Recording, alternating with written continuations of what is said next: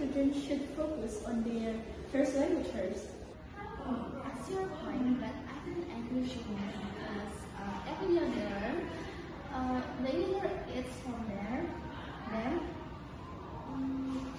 young children can absorb languages faster. I beg to differ.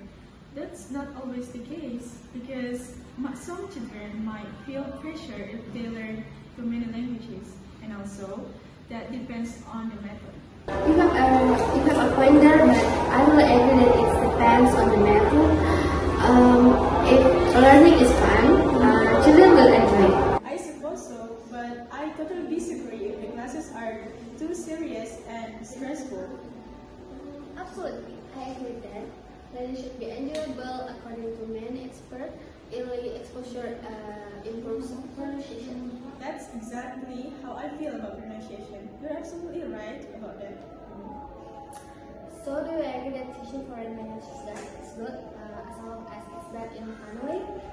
Yes, I think so. We're going to have to agree to disagree about timing, but yeah, I agree that it can be beneficial.